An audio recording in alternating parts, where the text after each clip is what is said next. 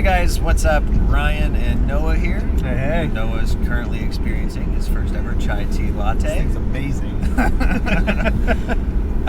So we wanted to talk to you guys about our goals, kind of for this year, what we're targeting, a couple changes that we've made, and why. So first and foremost being, we've decided to no longer hold any additional single-family properties. I don't know that we're going to do this forever, just because we find so many really nice ones that cash flow really well. We get really good equity in them. At least Q1, we would say. I think probably this year.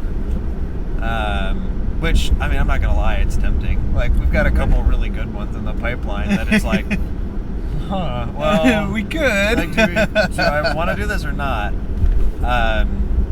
So, reason being, our goal last year was to pick up 50 units just here in Indianapolis. We ended up with 53. Our semi don't know how to drive. That's fine. Our goal for this year in Indianapolis is minimum of 100. Now, quite frankly, because we've started to focus on multifamily, we could potentially do that very quickly. Absolutely. We're supposed to close on a 12 unit here in the next couple days. We're working on getting a 9 unit rezone from single family back to 9 family. It was grandfathered in, that fell off. We're going to look at a 7 unit today. Yep. We've got a couple other 8 units that we're in talks with. We've got a 20 unit that we're in follow-up with.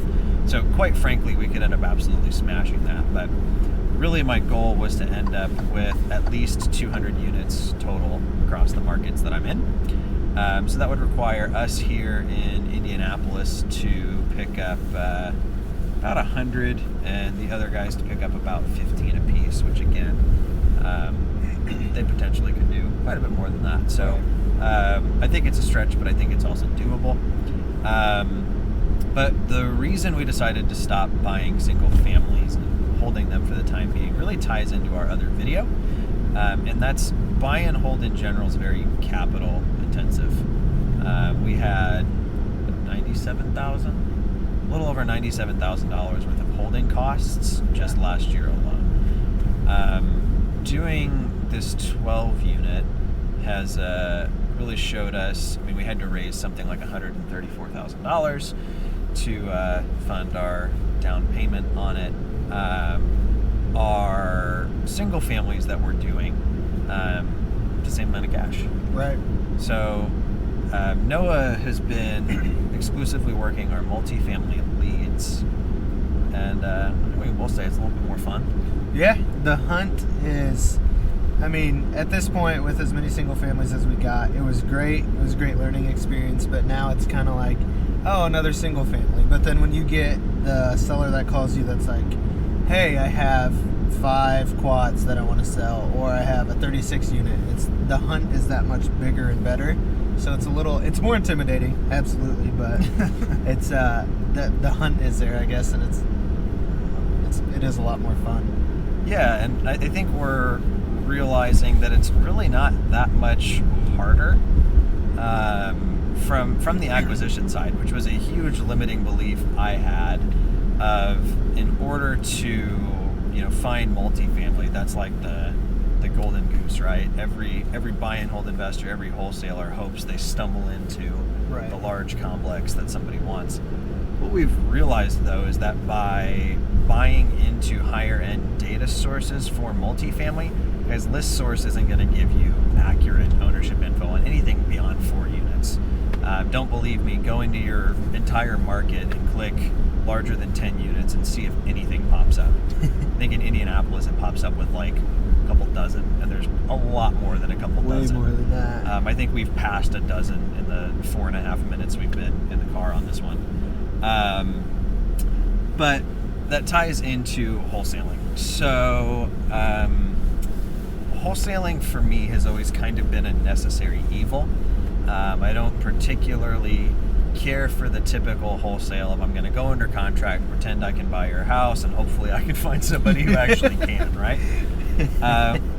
We've all done it. That's how I started. That's how just about everybody else I know started.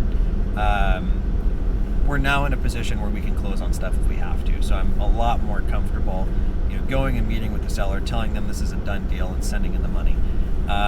So maybe that's technically more wholetailing, but we actually got that from Brett Snodgrass, a guy in our market, pays cash for everything and then lists it.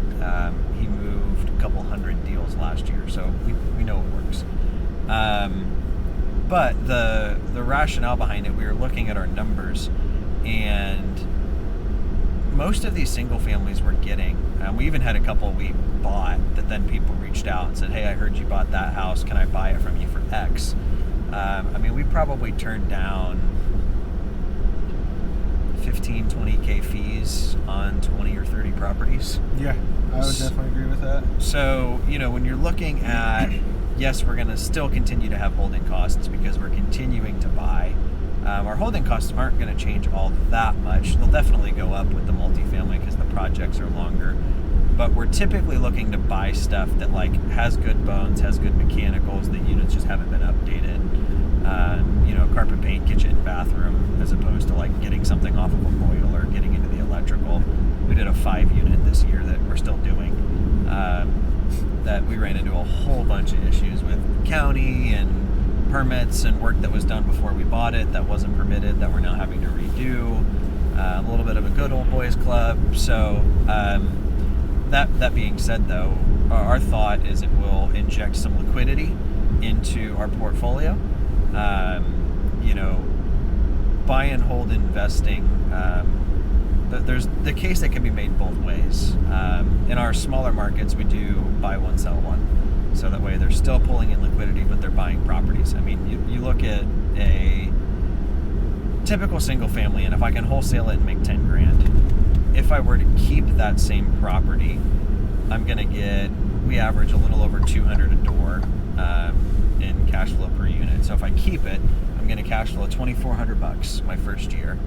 In depreciation, I'm going to get 5 to 7 grand depending on the value of the property, and then on top of that I'm going to get about 5 grand in equity pay down just in year one. So I'm looking at a $10,000 wholesale fee. That good amount is going to go to taxes, or 12 grand in 1 year.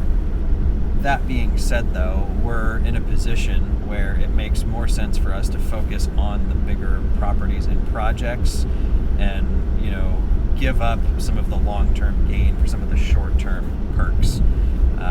We have a full-time maintenance guy. We've got Noah. We've got a full-time acquisitions guy. We've got a full-time admin. That stuff's not cheap.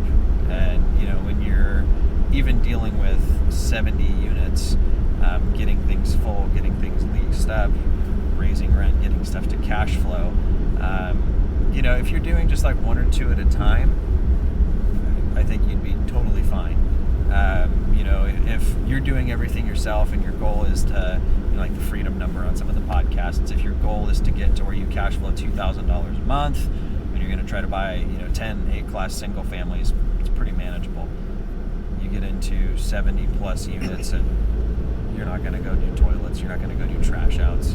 So that being said, I think it's a really good way to kind of offset the initial expenses that come up from doing buy and hold at scale, while paying for things like marketing, additional staff that's needed, additional equipment that's needed, vehicles, that kind of stuff. So that's really why we're deciding to stop holding single families for the foreseeable future.